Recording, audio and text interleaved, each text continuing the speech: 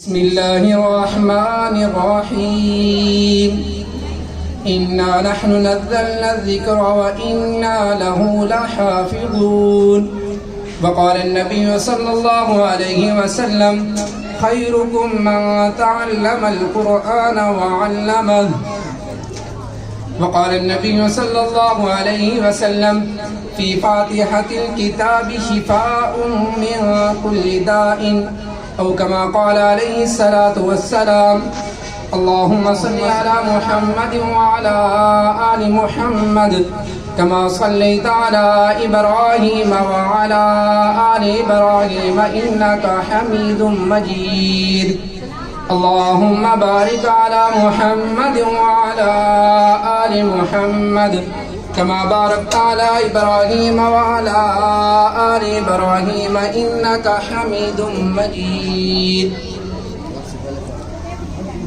میرے واجب دوستوں بزرگوں ماں بہنوں،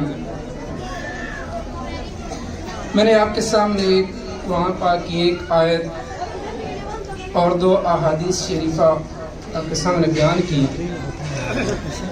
اللہ تعالیٰ سے دعا ہے کہ اللہ تعالیٰ ہمیں صحیح سے بیان کرنے، سننے اور اس پر عمل کرنے کی توفیق نصیب فرمائے. میں کوئی عالم نہیں ہوں بلکہ طالب علم ہوئے اور ایک سبق جو ہے وہ آپ کے سامنے رکھنا چاہتا ہوں، پیش کرنا چاہتا ہوں. اللہ تعالیٰ نے قرآن مجید میں فرمایا کہ اِنَّا نَحْنُ نَزَّلْنَا الذِّكْرَ وَإِنَّا لَهُ لَحَافِظُونَ، کہ بے شک قرآن مجید، فرقان حمید، نصیحتوں والی کتاب، بے شک ہم نے اس کو اتارا ہے. وَإِنَّا لَهُ لَحَافِظُونَ، اور ہم اس کی حفاظت کرنے والے ہیں. اب یہاں پر ایک اشکال آتا ہے، ذہن میں ایک سوال اترتا ہے کہ قرآن مجید چوتھے نمبر پر وہ کتاب جو اتری ہے آسمانوں سے، اس سے پہلے 3 کتابیں اتری ہیں، تورات، زبور، انجیل. تو کسی کے بارے میں اللہ تعالیٰ نے یہ نہیں فرمایا کہ بے شک ہم نے اس کتاب کو اتارا ہے اور ہم ہی اس کی حفاظت کرنے والے ہیں. تو اس کا جواب یہ ہے کہ اللہ تعالیٰ نے قرآن مجید سے پہلے جتنی کتابیں اتاری، جتنے صحیفے اتارے، وہ سب کے سب پیغام تھے، وہ سب کے سب لکھی ہوئی کتابیں تھیں، وہ سب کے سب صحیفے تھے. اور قرآن مجید یہ اللہ تعالیٰ کا پیغام بھی ہے اور اللہ تعالیٰ کا کلام بھی ہے. اور جس نبی پر نازل ہوا یہ مقدس کتاب اللہ تعالیٰ کی، اللہ کا کلام جس نبی پر نازل ہوا وہ سب نبیوں سے اعلیٰ. اس طرح کہ اللہ تعالیٰ نے قرآن مجید میں فرمایا والتین والزیتون وطور سینین وہذا البلد الامین لقد خلقنا الانسان فی احسن تقویم. فرمایا کہ مجھے والتین کی قسم، طور سینین کی قسم، وہذا البلد الامین اور امن والے شہر کی قسم.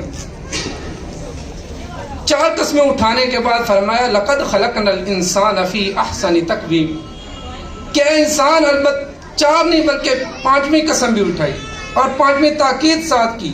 لقد خلق، کہ البتہ تحقیق، انسان فی احسن تقویم، اے انسان میں نے تجھے اتنا حسین پیدا کیا، بہت حسین، بہت آسان طریقے سے پیدا کیا. پھر ان لوگوں میں سے، اس انسانیت میں سے اٹھایا تو فرمایا کہ ان اللہ اصطفیٰ آدم، ان اللہ اصطفیٰ نوح، اصطفیٰ ابراہیم، اصطفیٰ اسماعیل، اصطفیٰ اسحاق، اصطفیٰ یعقوب. سب نبیوں کے ساتھ اصطفیٰ لگایا. جب اپنے محبوب کی باری آئی تو فرمایا کہ مصطفیٰ. اتنا حسین پیدا کی اللہ تعالیٰ نے.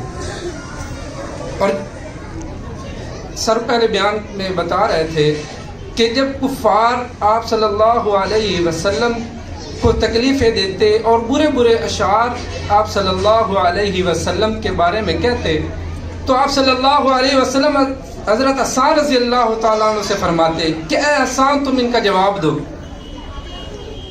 تو ایک دفعہ جب حضرت حسان رضی اللہ تعالیٰ عنہ نے ایسے اشعار کہے کہ آج تک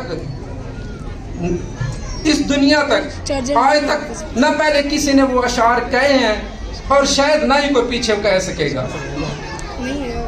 تو جب وہ کفار نے آپ صلی اللہ علیہ وسلم کے بارے میں برے برے اشعار کہے تو حضرت حسان رضی اللہ تعالیٰ عنہ نے جواب دیا کہ وَأَحْسَنَ مِنْكَ لَمْ تَرَ قَطُّ عَيْنٍ وَأَجْمَلَ مِنْكَ لَمْ تَلِدِ النِّسَاءُ خُلِقْتَ مُبَرَّأً مِنْ كُلِّ عَيْبٍ كَأَنَّكَ قَدْ خُلِقْتَ كَمَا تَشَاءُ. وَأَحْسَنَ مِنْكَ لَمْ تَرَ قَطُّ عَيْنٍ کہ اے نبی جی آپ جیسا حسین میری آنکھ نے دیکھا ہی نہیں ہے. اتنا حسین اللہ تعالیٰ نے آپ کو پیدا کیا. وَأَحْسَنَ مِنْكَ لَمْ تَرَ قَطُّ عَيْنٍ وَأَجْمَلَ مِنْكَ لَمْ تَلِدِ النِّسَاءُ اور فرمایا کہ اے نبی جی آپ جیسا حسین کسی عورت نے جنا ہی نہیں ہے. اتنا حسین اللہ تعالیٰ نے آپ کو پیدا کیا. آگے فرمایا خُلِقْتَ مُبَرَّأً مِنْ كُلِّ عَيْبٍ کہ اللہ تعالیٰ نے آپ کو پیدا کیا ہر عیب سے پاک, کوئی عیب نہیں آپ کے اندر. اور آخری اشعار میں تو حد ہی کر دی, فرمایا کہ کأنک قد خلقت کما تشاء محبوب یوں لگتا ہے جیسے اللہ پوچھتا گیا بناتا گیا. اتنا حسین آپ کو اللہ تعالیٰ نے پیدا کیا. پھر اس حسین نبی پہ جو کلام جو کتاب اتاری وہ بھی حسین, تمام کتابوں سے افضل. اور اس کی اتنی فضیلت ہے, نبی کریم صلی اللہ علیہ وسلم نے فرمایا کہ جو شخص اس کو اٹک اٹک کے پڑھتا ہو, اس قرآن پاک کی تلاوت اٹک اٹک کے کرتا ہو, تو اللہ تعالیٰ اس کو 2 اجر دیں گے, 2 ثواب دیں گے. ایک اس کی تلاوت کرنے پہ, اور دوسرا جو اس کو ثواب ملے گا وہ جو اٹک اٹک کے پڑھ رہا ہے, اس کو مشکل پیش آ رہی ہے, اس کے مشکل پیش آنے پہ اللہ تعالیٰ اس کو اجر اور ثواب دیں گے. اتنی فضیلتوں والی کتاب ہے. اور نبی کریم صلی اللہ علیہ وسلم نے فرمایا کہ اگر تم چاہو کہ ہم اللہ سے باتیں کریں, ہم اللہ سے باتیں کریں, اللہ سے کلام کریں, تو قرآن پاک کی تلاوت کیا کرو. اور ایک حدیث شریف میں آپ صلی اللہ علیہ وسلم نے فرمایا کہ جو شخص اس قرآن پاک کے ایک حرف کو پڑھے گا تو اللہ تعالیٰ اس کو 10 نیکیاں عطا فرمائیں گے. اسی حدیث شریف میں ساتھ ہی آپ صلی اللہ علیہ وسلم نے فرمایا, اور میں یہ نہیں کہتا ہوں کہ الف لام میم یہ ایک حرف ہے, بلکہ نہیں, الف ایک حرف, لام دوسرا حرف, میم تیسرا حرف, یہ 3 ہوئے. تو گویا جو الف لام میم پڑھے گا اس کو 10 نیکیاں نہیں ملیں گی بلکہ اس کو 30 نیکیاں ملیں گی. اتنی فضیلت اس کی. اور آج ہمارا کیا حساب ہے کہ ہم بہت پریشان ہیں, جس سے پوچھو وہ پریشان ہے. کوئی کاروبار کے معاملے میں پریشان ہے, کوئی ہر بندہ جو ہے وہ مشکلات میں, پریشانی میں مبتلا ہے. کیونکہ اللہ تعالیٰ کے احکام کو ہم نے چھوڑ دیا, نبی کریم صلی اللہ علیہ وسلم کی سنت طریقوں کو ہم نے چھوڑ دیا.